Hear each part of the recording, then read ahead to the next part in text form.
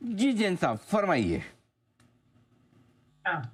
Very good morning Anil ji. आज का stock है Maithan alloys limited. In fact metals वाले स्टॉक्स वैसे ही बढ़िया लगते हैं, और उसमें भी माइनिंग वाले स्टॉक्स हो तो वो और बढ़िया लगते हैं। और माइथन अलॉयज इनफैक्ट जेम्स में भी कवर किया हुआ स्टॉक है।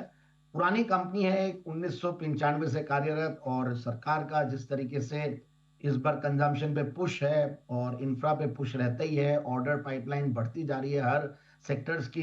तो मुझे लगता है कि ये सेक्टर, इस कंपनी को भी फायदा मिलता ही है। और कुछ माइनिंग को लेकर भी कुछ ड्यूटीज लगाने की भी वो हो रही है कि एक्सपोर्ट ड्यूटीज लगाई जाए, तो हो सकता है कि डोमेस्टिक प्लेयर्स को बढ़िया फायदा मिलेगा। और बिल्कुल ये कंपनी देखिए मैन्युफैक्चरिंग और एक्सपोर्ट्स में है ही है। मतलब बल्क फेरो एलॉयज, फेरो मैंगनीज, सिलिको मैंगनीज और फेरो सिलिकॉन, और अच्छा प्लेयर है, एक बहुत ही इनफैक्ट फंडामेंटली स्ट्रॉन्ग स्टॉक है।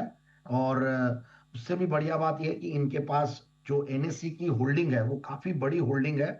और जैसे एनएससी का आईपीओ का अनाउंसमेंट्स आता है, तो ये कंपनी बहुत बड़ा, और आईपीओ आता है तो सर्टेनली इनको और बड़ा बेनिफिट मिलेगा, क्योंकि इनके पास अच्छी खासी, इन्होंने अनलिस्टेड मार्केट्स में, क्योंकि माइनिंग से इनके पास जो कैश रिजर्व्स बने हैं, जो जनरेट हुए हैं, वो सर्टेनली इन्होंने इन्वेस्ट कर रखा है। और वो इन्वेस्टमेंट की इनकम, हालांकि मार्केट को उसको बहुत ज्यादा वो नहीं देता, बट फिर भी एक अच्छी खासी वैल्यू क्रिएट होती है। और इसीलिए स्टॉक भी देखिए वैल्यूएशन के लिहाज से भी बहुत ही सस्ता है। मतलब 4-5 के पी मल्टीपल पे स्टॉक चल रहा है।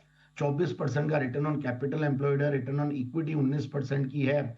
और पिछले 5 साल में प्रॉफिट की कैगर भी बढ़िया रही है। और पिछला जून का क्वार्टर भी देखें तो इसमें 21 करोड़ का ऑपरेशनल प्रॉफिट के सामने 65 करोड़ का ऑपरेशनल प्रॉफिट है। और एक अदर इनकम का फैक्टर इनका रहता है, जिसकी वजह वो भी 561 करोड़ के सामने 650 करोड़ है।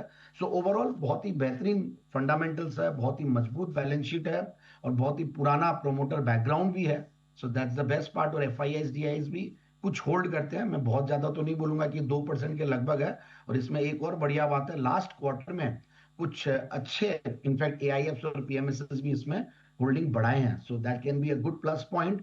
और इस लेवल पे डाउनसाइड रिस्क जहां कुछ भी नहीं है, तो इस स्टॉक को बिल्कुल एक्सप्लोर करना चाहिए। और मुझे लगता है कि 1350 1390 के टारगेट के लिए लिया जा सकता है। ऊपर का लेवल 1600 का दिखाया हुआ है इस स्टॉक ने, वहां से ऑलरेडी करेक्ट हो चुका है। एक अच्छा खासा मार्केट शेयर और अच्छा खासा इनफैक्ट बिजनेस में है। तो मुझे लगता है कि ये स्टॉक को इन लेवल्स पे एक्सप्लोर करना है। ऑलराइट, 1390 की तैयारी